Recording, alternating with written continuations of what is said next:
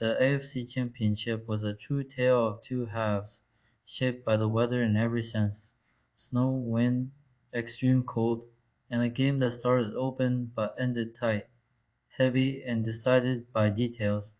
On one side, Drake May and the Patriots; on the other, Jarrett Stidham and the Broncos.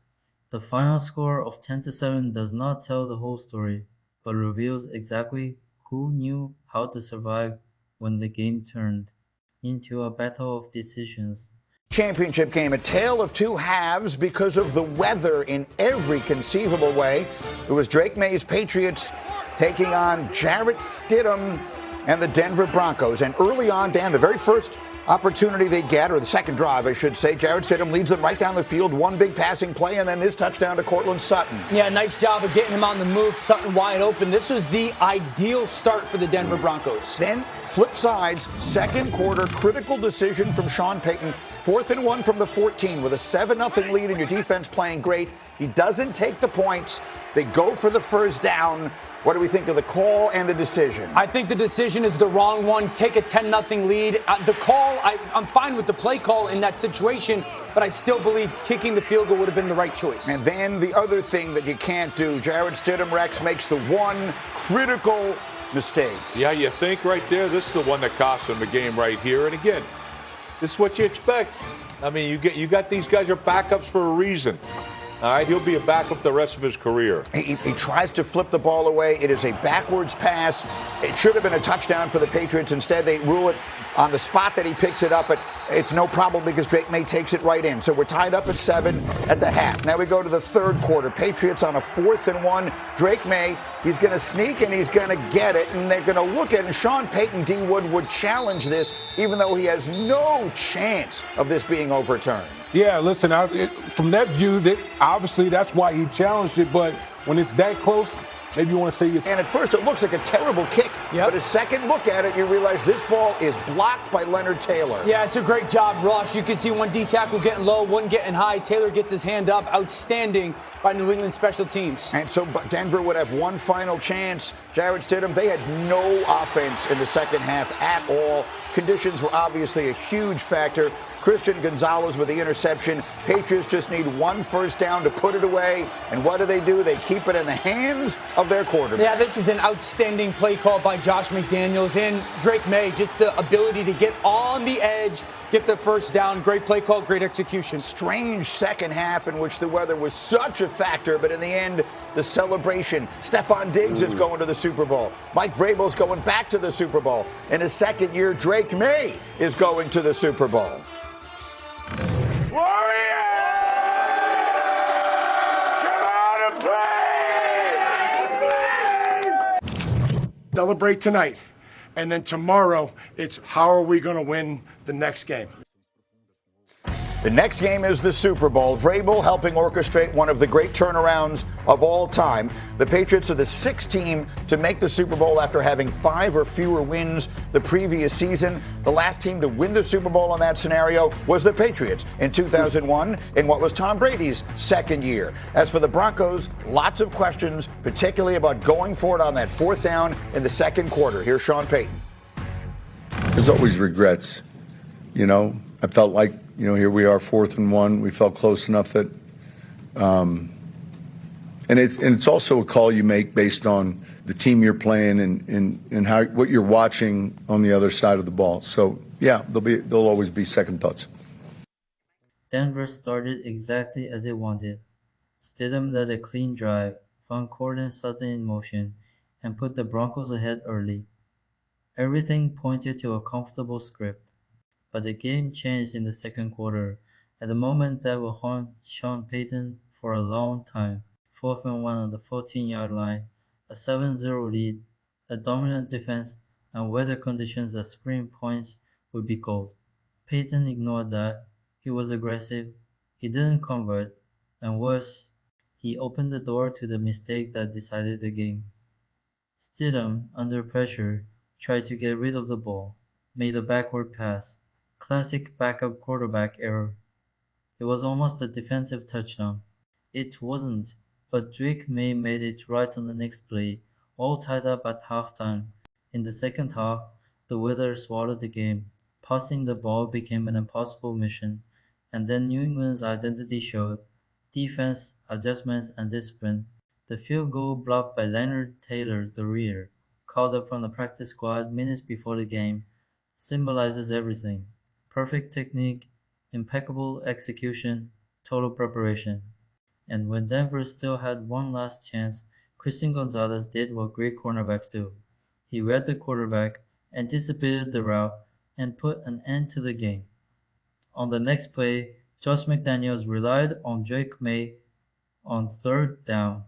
No conservatism. Quarterback sneak, quick read, chains moved, game over. So one of the things that obviously comes up is how aware are the coaches and everyone about the weather? So, Rex, you were a head coach. When we see the way the weather turns in the second half, where offense was practically impossible, passing up on the field goal, I think then in hindsight looks worse. How aware are the coaches of what the weather is going to be as the game goes on? Oh, you're definitely aware of it. There's no question about it. Now, are you aware of the fact that it's going to be like it was?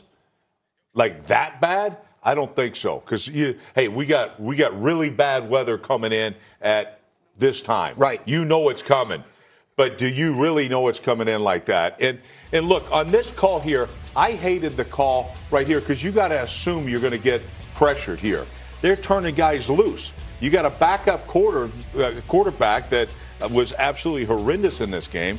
So I never liked the call itself. But to Sean Payton's credit, right? Like he's sitting back and he's got all these little nerd dudes, analytic nerds that you know how I feel about them. Yes. They're the ones piping in, let's go for it. Analytics says, let's go for it at 52%. Oh, I don't care what it says. Coaching is an art. It's not a science. And you got to understand, points are going to be at a premium here. And so to me, and of course, I get it. I can sit back and say, oh, yeah, kick it because he missed it. But you got a backup quarterback. I certainly wouldn't have put it in his hands. G-Wood, how about it? How about the kicking the field goal there? It's been sort of a theme in this postseason, teams leaving points on the field in those situations, and it winds up costing them. Yeah, I tweeted right before the play. I'm like, take the points. You're playing with a backup quarterback. Oh, by the way, the Patriots defense is one of the best defenses in the league. So instead of being up 10-0, now you're stopped on fourth down. Then you turn the ball over. The Patriots are going to score, and the game is totally flipped on its head, 7-7. I feel like in the postseason, not only in the postseason, but this whole season, the pendulum has swung too far with coaches being ultra aggressive on fourth down. It's almost like these coaches are allergic to points. Like in this situation right here, that was a chip shot field goal. You take the points in that situation because points are at a premium, and it cost, and it came back to bite Sean Payton in the butt right there. Now, listen, if they go up 14-0, everybody's saluting him for being a genius, but they didn't. And there's been a shift. It has not just been in this postseason. It's been the last few seasons where somehow coaches have felt emboldened to bypass these field goals. It feels like fourth and anything, they're going for it more often than they're taking field goals. The reason is the way analytics work is if you play that game 10,000 times, in the long run, you will wind up benefiting from having gone for it more than you will kicking the field goal. But to your point, you're not playing the game 10,000 times. You're playing that game, that day, that moment, in those conditions, with that backup quarterback. And so that's where the art comes in beyond the science. Haven't gotten Dan in here. Big picture You thoughts. kick the field goal. 100% you kick the field goal. And the difference between going for it on fourth down and goal like the Rams did and going for it on fourth down like Denver did was you're not guaranteed if you convert 7 points. Right. You're just guaranteed another set of downs. And so in that moment, and I know Sean Payton was talking about momentum, but momentum is up 10-0 against, and you have a top 3 defense as well. Yeah. And so At home. Yeah, I just think that Sean's going to look back and understanding you called timeout.